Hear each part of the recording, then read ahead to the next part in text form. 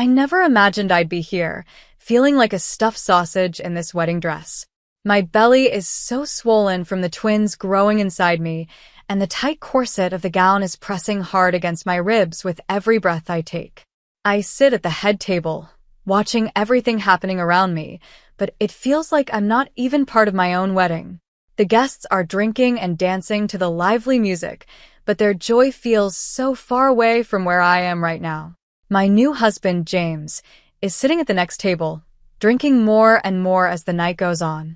His mother, Brenda, is busy talking and laughing with the high society ladies, and her laughter is really getting on my nerves. My legs are sore, my back is aching, and these babies won't stop moving. I can't help but think how absurd this all is. We begged James's family to let us marry before I started showing, but Brenda always found a reason to delay. Now here I am, with my pregnancy on full display for everyone to see. Feeling overwhelmed, I decide I need to use the restroom, something that has become all too common with this difficult pregnancy. As I wobble my way out of the hall, lifting the long train of my dress, I overhear Brenda talking to one of her fancy lady friends. My heart sinks when I hear her say, "Oh, Nicole, I just don't know how to handle this disaster. My James must have lost his mind, bringing home this girl from an orphanage and getting her pregnant with twins." I nearly fainted when I realized we'd have to go through with this wedding. Why is all of this on my shoulders? We don't even know if the babies are his. She's smart enough to lie her way into a home in the capital, and James, bless his heart, is too naive, saying he loves her. What a burden this is. I thought he would marry Shirley, the architect's lovely daughter, not this beggar.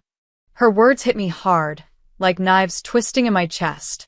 I clear my throat loudly, startling Brenda.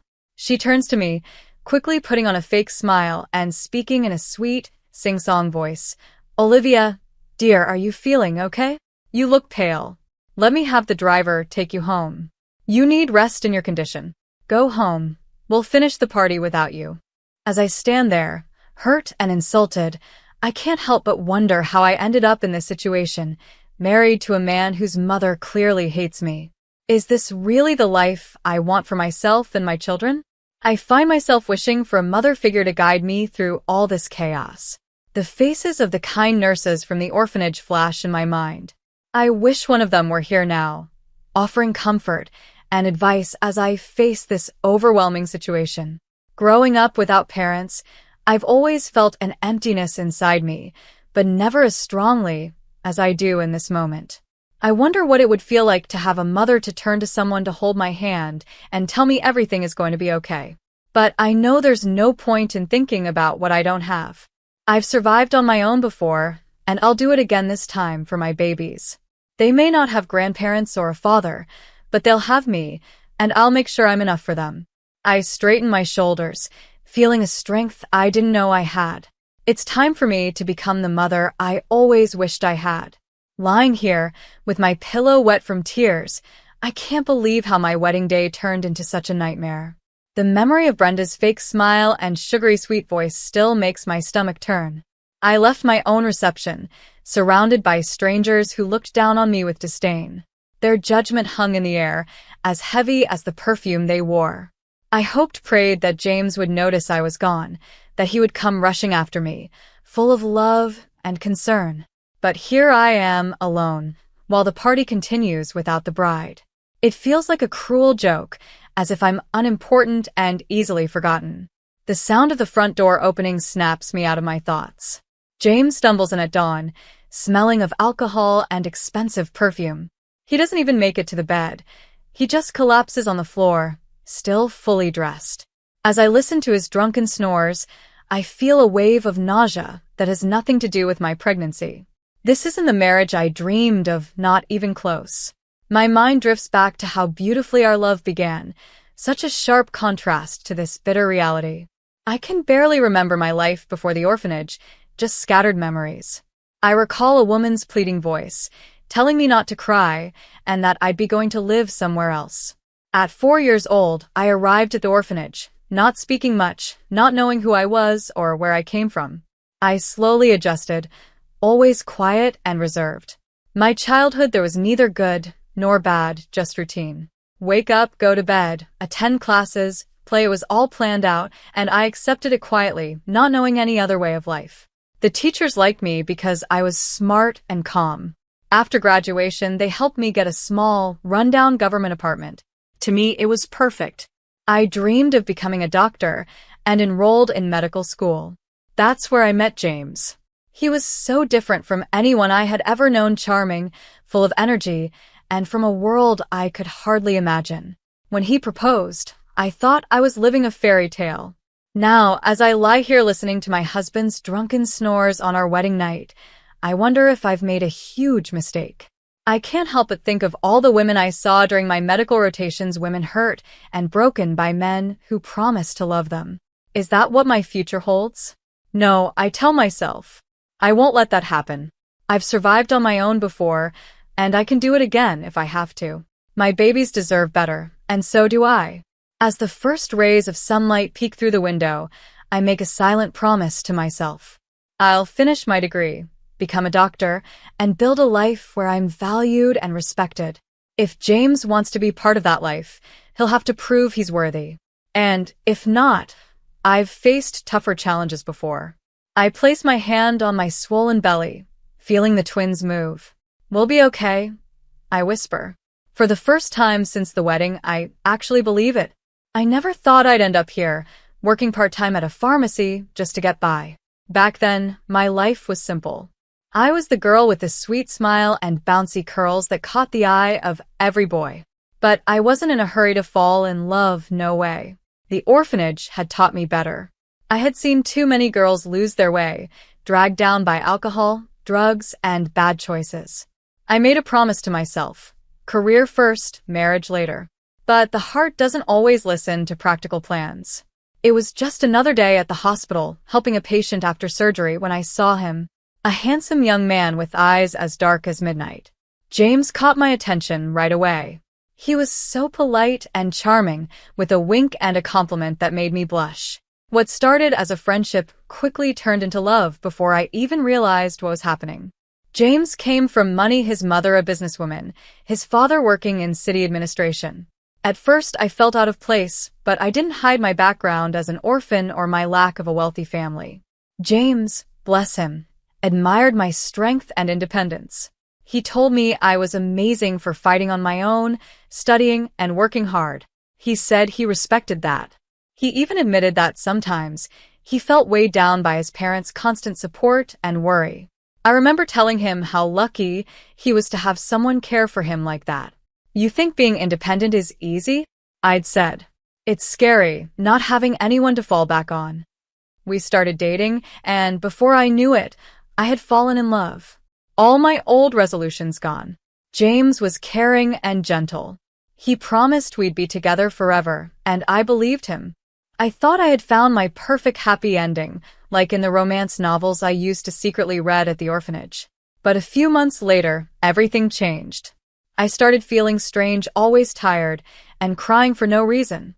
My period was all over the place. When I saw those 3 lines on the pregnancy test, it felt like the ground had disappeared beneath me. We had just started our relationship, and James hadn't even introduced me to his parents yet. And now a baby? This definitely wasn't part of our plans. We were dreaming of beach trips, not cribs and diapers. I was still in school, for heaven's sake.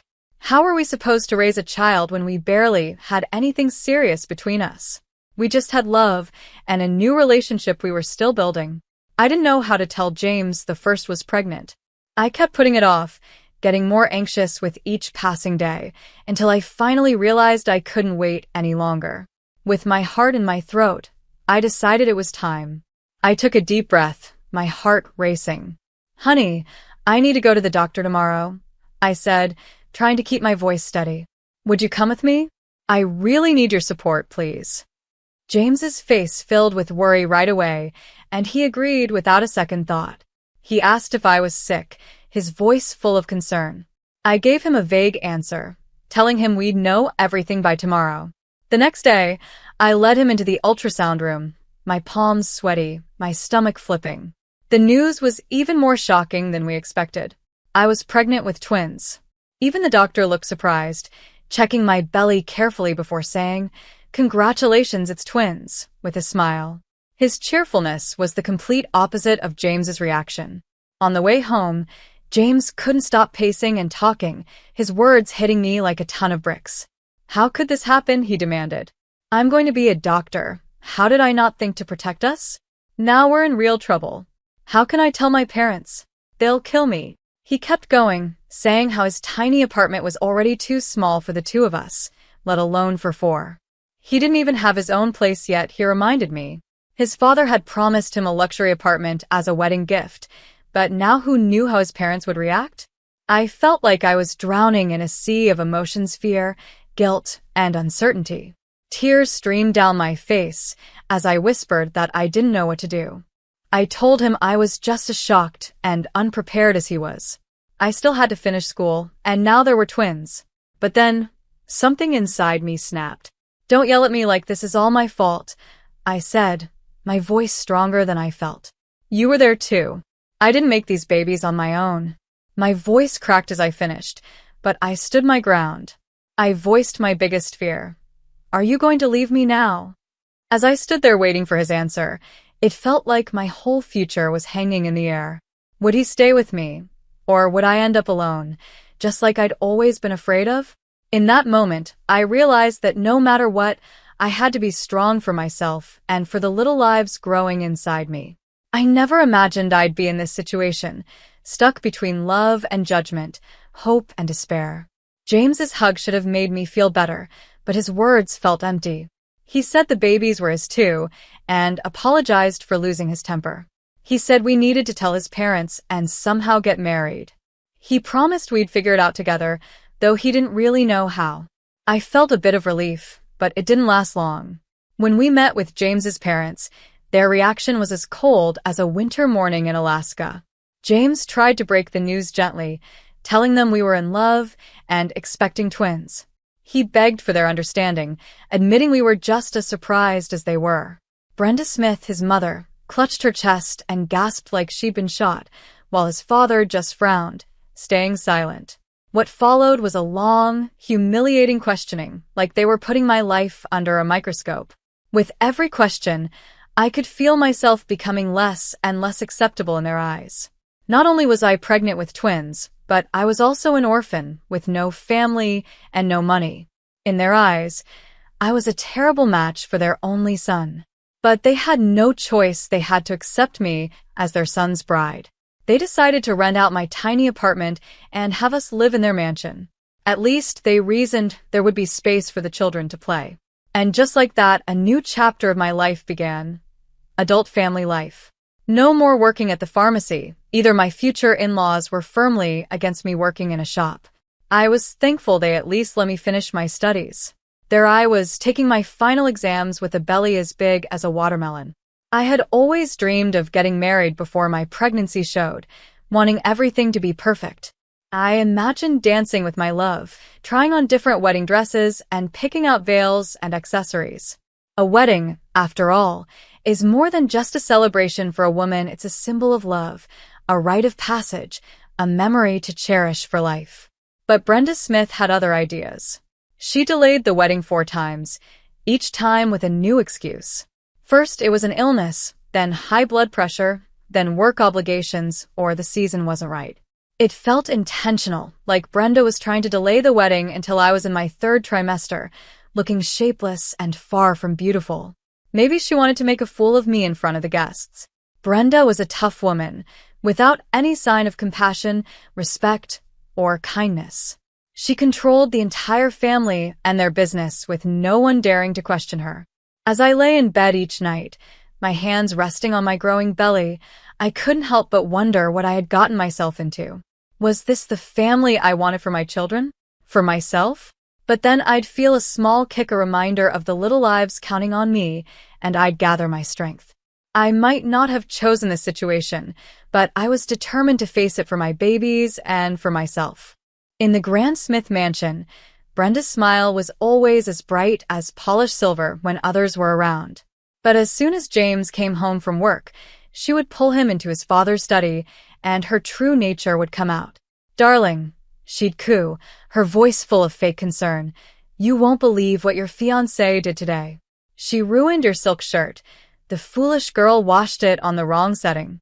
And she's been lounging around all day, acting like she owns the place. Where did you find her again? You've barely known each other, and she's already pregnant with twins. Are you sure they're yours? There's never been twins in our family, you know. It's genetic, after all. Brenda's words cut deeper as she continued. Why burden yourself with this? What's so special about her?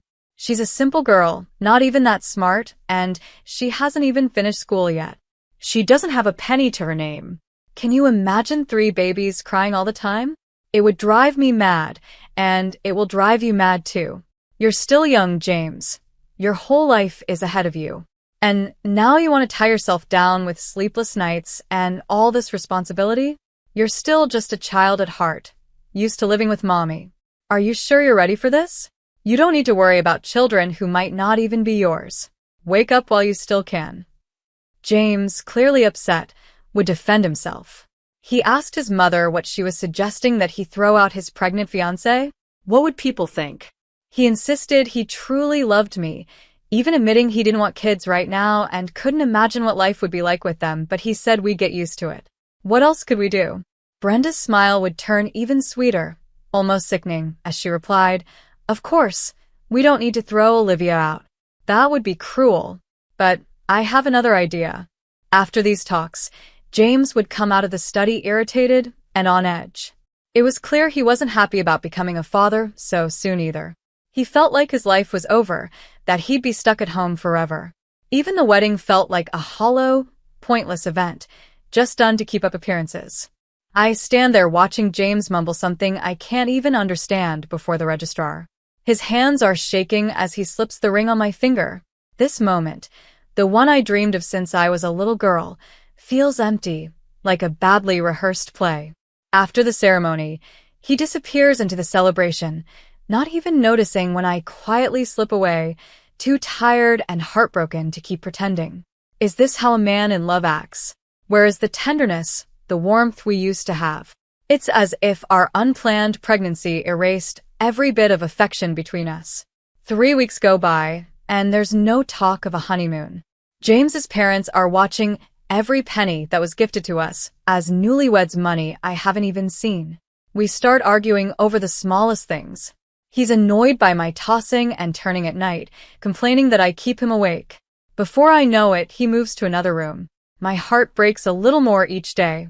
I miss him so much, craving just a little love and support, especially at night when my fears feel overwhelming. I'm scared of the birth, of needing a C-section, of something going wrong with the babies. Here I am, still a student, and soon I'll be caring for twins.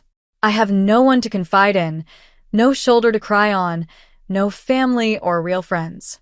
I try to calm myself by imagining James falling in love with our babies the moment he holds them, but even that hope feels shaky. Then out of nowhere, he drops another bombshell. He's leaving for a 5-week business trip, starting tomorrow. He says he has important things to take care of, as if it's no big deal. Tears fill my eyes as I beg him, asking how he can do this. I'm already struggling, feeling unwanted by his mother and judged by his father. And now he's leaving me? What if the babies come early? I've read that it's common with twins. What am I supposed to do if I'm alone? The doctors still aren't sure if I'll need a C-section. How can he abandon me now, at such an important time? I beg him not to go, not to leave me feeling so scared, but he just gets annoyed. He tells me to stop reading silly things, insisting I still have a month to go, and I'm not alone. His parents will take me to the hospital if anything happens. He claims he's doing this for us, earning money, but his tone is like that of a spoiled child. He says he's just starting his career and needs to do this now to be successful later. As I listen to him, a cold feeling creeps over me. This isn't the man I fell in love with. This isn't the future I imagined for myself or for my children.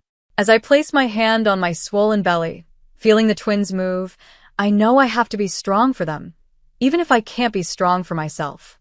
I may feel alone in this marriage, but I won't be alone in motherhood. These babies are my family now, and I'll do whatever it takes to give them the love and security they deserve. Lying here in this cold hospital bed, I've never felt more alone in my life. The pain in my abdomen has lessened, but the ache in my heart feels overwhelming, like it might swallow me whole. How did I end up here, fighting to keep my babies safe, with no one by my side? Just a few weeks ago, I was living in my mother-in-law's mansion, a place that felt more like a fancy prison than a home. Every minute of my day was planned, my needs and opinions completely ignored. It was like I was invisible to them, like they didn't even see me. I still get chills thinking about that night. The pain hit me like a train, my belly tightening with contractions. Panic took over as I stumbled to Brenda's room, barely able to call for help. Her annoyance was clear as she asked why I was making noise in the middle of the night. She accused me of causing problems before labor had even started. As I begged her for help, getting worse by the minute, she finally called an ambulance. But her words hurt more than the pain in my body. "Stop screaming like a child. Be a real woman," she said, as if I could control the fear and pain I was feeling. Now here I am, hooked up to IVs, fighting every hour to keep my babies safe. The doctors say I need to stay here until I give birth to avoid any more complications.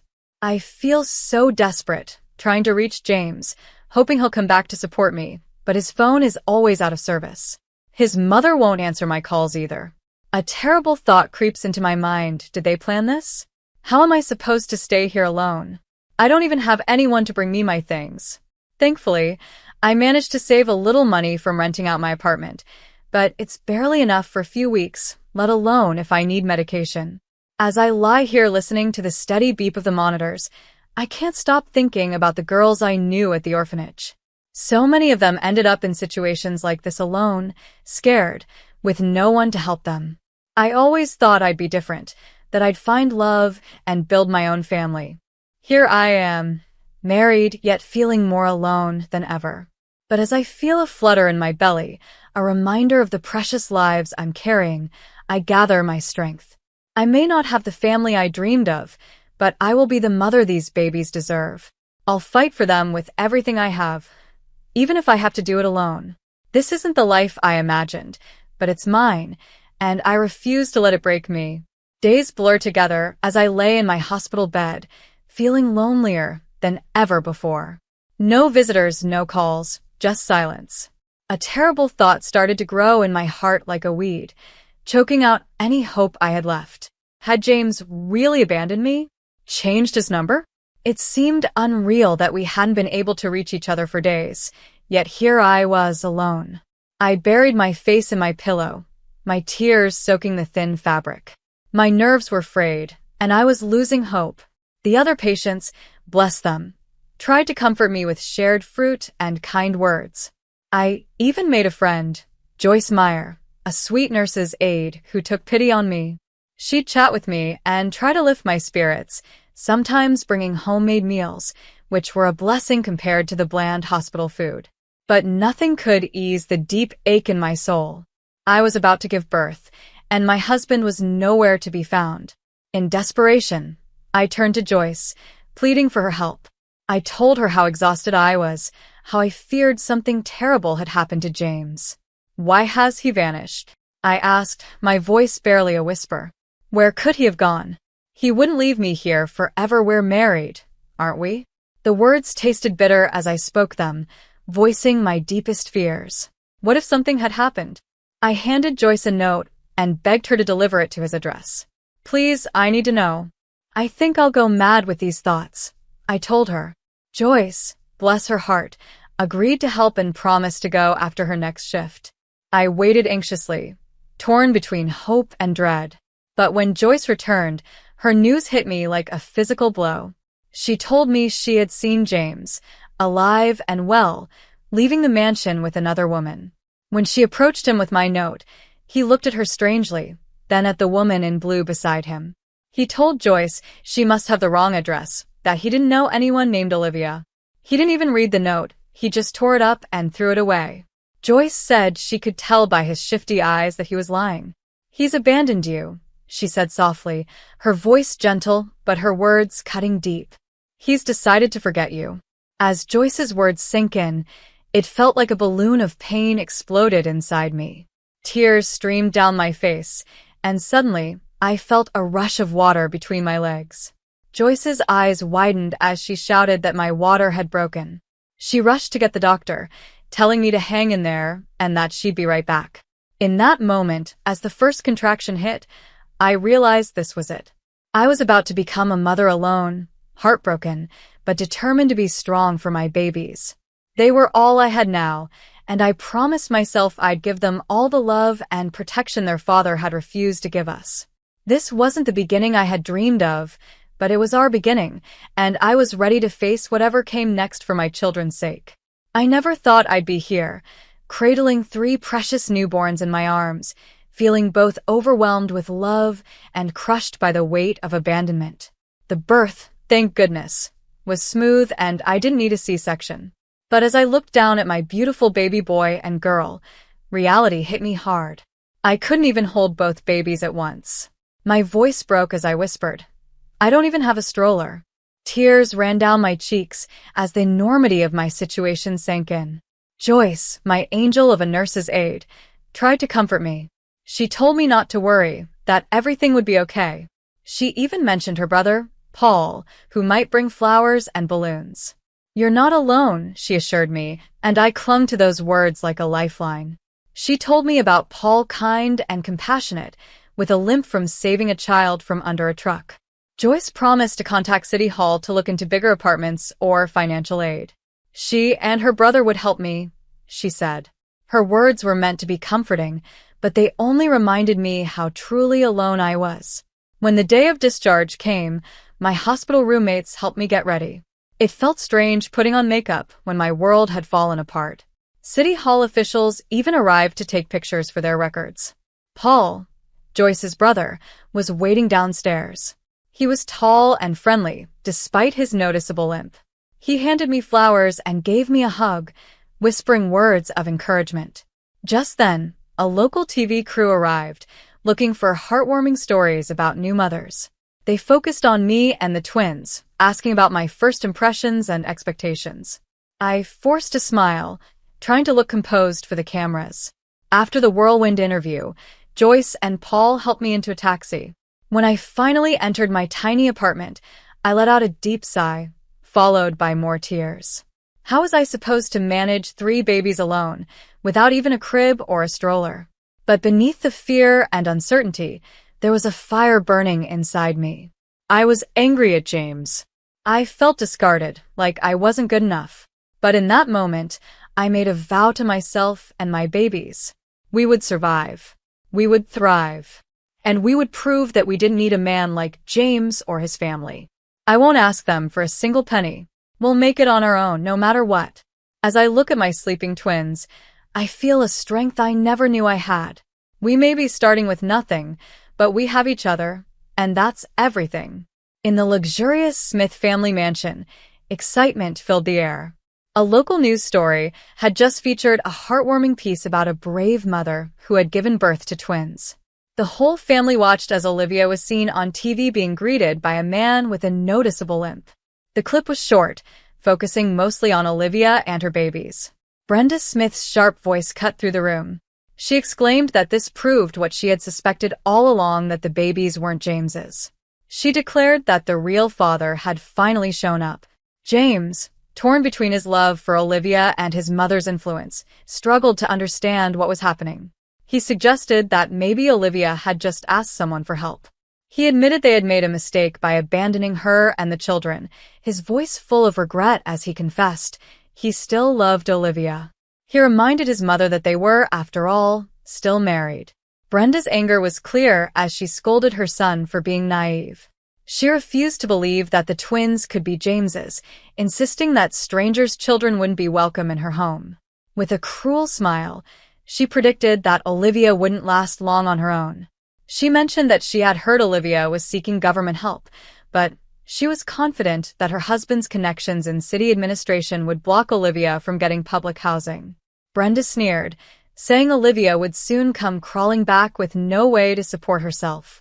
She almost seemed happy as she declared that Olivia's true colors as a deceitful orphan had finally come to light. James, as always, was swayed by his mother's strong personality. Years of strict parenting had left him unable to form his own opinions or stand up to her. Despite his love for Olivia and his deep regret, he lacked the courage to go against his mother. He continued to follow her cruel plans, secretly hoping that Olivia would return and they could make things right. The scene shifts to one of Brenda's important business presentations. She was beginning her speech in front of a group of top executives. The large screen behind her was ready to display her carefully prepared slides. However, due to a technical glitch, the screen started showing a rerun of the local news instead. Right at that moment, the report about Olivia and her twins appeared on the screen, showing Paul helping her. The entire audience was shocked. Many people in the room had attended James's wedding and recognized Olivia. They were confused. Why wasn't James with her? Who was this man? And most importantly, what did this have to do with the business presentation? Realizing her mistake, Brenda quickly switched the screen back to her slides, apologized, and continued her talk. But by then, everyone in the room was whispering and discussing the unexpected video they had just seen. One businessman, Larry King, could barely stay focused until the end. He was shocked because he recognized the man in the video. Paul was the same person who had saved his 10-year-old son from a traffic accident a year ago. At the time, Larry had been away on a long business trip and wasn't there when the accident happened. When he got back, he studied the intersection footage and remembered the face of the man who had saved his son. But the man's identity remained a mystery because he had left while the paramedics were treating the boy, even refusing help for his own injuries. Larry had always wanted to thank him in person, and now he had finally seen him again. Wasting no time, Larry used his connections to find out more. He discovered that Brenda's son had abandoned his wife and children, not even being there when Olivia was discharged from the hospital. Larry found out where Olivia was living and decided to visit her. Knowing there were young children, he bought diapers and toys, wanting to bring something helpful. When he arrived at Olivia's door, he was greeted by a pale, tired-looking young woman. She seemed surprised to see him, but despite being strangers, Olivia quickly began to talk. I opened the door, my heart skipping a beat when I saw a face I didn't recognize. For a second, I was thrown back to the day James left, feeling that same mix of hope and dread. But this wasn't my husband, it was someone else. Suddenly, I became aware of how messy I must look. "I'm sorry," I blurted out, my words rushing. "I need to keep this quick." As if on cue, the twins started fussing in the background, their cries a reminder of how overwhelming everything felt. "The babies need feeding," I added, feeling a bit embarrassed. "I haven't managed to finish anything today." Then, I caught the smell of burning food and added, "And I think my stew is about to burn. I need to check on it." The man, who introduced himself as Larry, handed me some bags and asked about Paul, the man who had helped me at the hospital. As he spoke, I felt a flood of emotions: gratitude for Paul's kindness, shame about my current situation, and a small flicker of hope that maybe, just maybe, things could get better. "Thank you," I said, my voice thick with emotion as I accepted the gifts. Paul is Joyce's brother, the nurse's aide. We became friends at the hospital. I couldn't help but add, he's a good man, kind. He helped me bring the babies home. I couldn't have managed alone. Bitterness crept into my voice as I continued. My shameless husband abandoned us, but God will judge him, and his mother will survive without them. As I scribbled down Joyce's contact information, I felt a lump in my throat. "They're wonderful people," I said, blinking back tears. "They're helping me as much as they can. I can't even take the children for a walk. I don't have a stroller." Standing there in my small apartment, surrounded by the chaos of new motherhood and abandonment, I suddenly felt very small and very alone. But as I looked at this kind stranger, I felt a spark of something I hadn't felt in a long time: hope. Maybe, just maybe, there were still good people in the world, people who cared about a struggling young mother and her twins. For the first time in weeks, I allowed myself to believe that we might just make it after all. Olivia handed Paul's contact information to Larry, who wasted no time in reaching out to set up a meeting. Larry explained to Paul how he had recognized him from the news report and that Olivia had provided his contact details. Paul shared his story: how, after injuring his leg in an accident, he had struggled to find good work. But he and his sister, Joyce, had been doing their best to help Olivia. Larry listened carefully, impressed by Paul's kindness and courage despite his own difficulties. Paul, concerned for a young woman he barely knew, had gone out of his way to help. Larry spoke with determination, his voice firm but kind. He offered Paul a job at his company, starting as an assistant manager with a good salary and reasonable hours. He then added that he would take care of the stroller situation for Olivia, noting that it wasn't much for him, and he was happy to help the struggling mother. Paul's joy was clear as he eagerly accepted the job offer. He promised to work hard and not disappoint Larry, adding that his sister would be overjoyed, as she had always worried about him. I never imagined my life could change so quickly.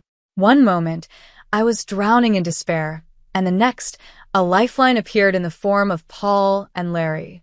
Paul started working at Larry's company and quickly proved himself to be an exceptional employee, rising to the role of general manager in no time. His career took off like a rocket, and I couldn't help but feel proud and amazed. Larry, true to his word, also came through for the twins. He sent a beautiful stroller, so elegant it brought tears to my eyes. It was something I could never have afforded on my own, a symbol of the kindness that still exists in the world. Now, our walks are a joy, with the babies sleeping peacefully in the fresh air, their appetites getting better each day. As for Paul and me, we've grown incredibly close. He's become like an unofficial member of our little family, always helping with everything and bringing a sense of comfort and peace I thought I'd never feel again. He's truly a kindred spirit, and sometimes I wonder if this is what real love feels like. The pain of James's betrayal has started to fade, like an old photo losing its color. I realize now that we were never right for each other, we were just three different people, and what we had was probably more passion than love. I don't regret the divorce anymore. Life with his unpleasant mother would have never made me happy. With Paul and Joyce's help, I even managed to get a 4-bedroom apartment from the city. No more cramming our growing family into that tiny space. Time flew by, and before I knew it, the twins were starting daycare, and I was finally able to go back to university. I've even begun my internship on the same ward where I gave birth. Talk about coming full circle. It wasn't easy at first, juggling everything, but I found a way to manage, finding a rhythm in the chaos. Through it all, Paul has been there, my faithful support, bringing peace and joy to my heart. The way the children call him, Papa, reaching out their little hands, and how he melts with love, it fills me with happiness and hope for our future. As I watch my little family, I can't help but think how life works in mysterious ways. From the darkest moments of despair, I've found a happiness I never thought was possible. It's not the life I had planned, but it's filled with love, laughter, and second chances. And you know what? I wouldn't have it any other way. Meanwhile, in the once grand Smith household, things had taken a bad turn. Brenda Smith, my former mother-in-law, had lost her job, and her husband had suffered major financial losses, pushing their family business to the edge of bankruptcy. James, unable to cope, turned to alcohol, constantly blaming his mother for ruining his life and forcing him into terrible decisions. He could never forget the kind and loving Olivia, and his guilt tormented him day and night. He even tried to reconcile, calling me over and over, but I either ignored him or hung up just as he had once done to me. James started gambling, wasting what little money was left of his parents' fortune. He hired women for company, but none of them could give him even a fraction of the warmth I once had. Brenda Smith, watching her son spiral out of control, became desperate, realizing too late that all of this was her fault. Her hatred for me grew even stronger. In a moment of desperation, she turned to James with a chilling suggestion. She asked if he would forgive her if she took his children away from that wicked woman, suggesting they could live with him, their father. James eagerly responded that he would give anything for that. I never thought I'd end up in a courtroom, fighting for the right to live peacefully with my children. The irony of Brenda's lawsuit isn't lost on me. They were the ones who insisted these weren't their grandchildren, and now they want custody. I stand before the judge, keeping my voice steady despite the whirlwind of emotions inside me. James is not the father. I declare, the words tasting bitter. These are not his children. Please, just let us live in peace. Brenda's shrill voice cuts through the room, accusing me of lying and keeping the children from their father out of spite. She threatens genetic testing, her eyes wild with desperation. But I feel a surge of strength as I face her. "You have no right," I say, my voice low but firm. "Not without my permission, which I will never give." Memories of their abandonment flood back, and I can't help but let some of the bitterness seep into my words. "You left me in the hospital. You ignored me. I was nothing but a problem to you. Now, be happy that I'm not in your lives. Why can't you just let us live in peace?" Thanks to the clever work of the lawyer Paul hired, the court sides with me. As James and Brenda prepare to leave, I feel a moment of triumph, quickly followed by exhaustion. But it's not over yet. James grabs my arm, and his touch sends a shiver of disgust through me. He begs for forgiveness, saying he still loves me and can't forget me. I shake off his grip, looking at him with eyes that have seen too much. "You may not be able to forget me," I say coldly, "but I never want to remember you again. Do you understand?" The words pour out, years of hurt and anger finally finding their release. "What kind of husband and father are you? Just your mommy's little boy, always doing what she says." And then, unexpectedly, I feel a wave of gratitude. "You know what, James? I should thank you. If you hadn't abandoned me so cruelly, I might never have met the most important man in my life. I might never have found true happiness." I straighten my shoulders, feeling taller and stronger than I have in years. "I'm not saying goodbye," I tell him. "I'm saying farewell forever." With that, I walk away, my heels clicking confidently on the floor. My head held high, I step into the sunlight, feeling like I can finally breathe again. The future stretches out before me, bright and full of promise, and for the first time in a long time, I feel free. I'm excited to see what the future holds. After the trial, James completely lost control. He started gambling and drinking a lot, and grew to hate his mother deeply. Soon, he found himself owing a huge amount of money to loan sharks, mortgaging everything he had until it was all gone, swallowed by his debts. It was like he was digging his own grave. Brenda Smith looked like she had aged 17 years overnight. Her back was hunched, and her face was full of lines from anger and bitterness. In her desperation, she made a terrible decision. She whispered to the criminals that James had real children with Olivia, suggesting that kidnapping those children could be a way to pay off the debt. Brenda's obsession with punishing Olivia had taken over her mind, and she had clearly lost all sense of right and wrong. I never thought I'd feel such fear, the kind that takes over everything. One moment, I was watching my kids play in the park, their laughter like a balm to my soul after a long day at work. The next, they were gone, taken by men in hoodies and caps. I can still hear the screech of tires as the car sped away, my babies inside. My legs gave out as I tried to run after them, screaming for help until my throat felt raw. The world became a blur of faces and sirens. At the hospital, I was barely aware of what was happening, the sedatives dulling the edges of my terror. Paul's face appeared, and I clung to him like a lifeline. "Find them," I begged, my voice a broken whisper. "I can't live without them. What if they're hurt or worse?" The fear was too much to bear, each thought like a knife to my heart. Paul held me tight, promising that the police were searching and that we'd find them. But how could he be so sure? When the detective arrived, I forced myself to focus, to remember every detail. My hands shook as I tried to describe the kidnappers and the car. By some miracle, I remembered the license plate, a small ray of hope in this nightmare. As the search went on, I felt torn apart. Part of me wanted to collapse, to give in to the crushing fear and despair. But another part, the mother in me, refused to give up. I turned to Paul, my voice steadier than I felt. "Please, let's go that way," I said. "My heart will find my babies. I'm not lying." He hesitated, and I could see the doubt in his eyes. My heart was pounding in my chest, each beat reminding me that my children were out there, waiting for me to find them. Paul tried to reason with me, saying I was too weak to go looking. But he didn't understand. I looked at him, my gaze burning with the love and desperation only a mother can feel. "If you won't take me," I said, my voice low and determined. Then I'll leave this hospital and find my babies on my own. I'll tear apart anyone who stands in my way. I'll dig up the earth with my bare hands if I have to. I have to. I can see the struggle in Paul's eyes, but he gives in, and we head to the search site. We drive through nearby villages showing pictures of the twins, but no one has seen them.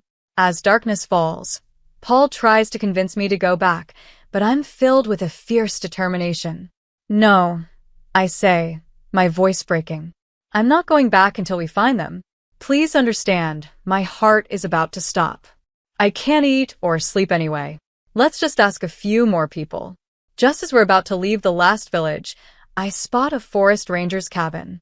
My heart leaps into my throat as I run toward the window, desperate for any help. The bearded ranger listens to my panic story and tells us about a hideout in the swamp where the kidnappers might be. We set off with him, hope and fear battling inside me.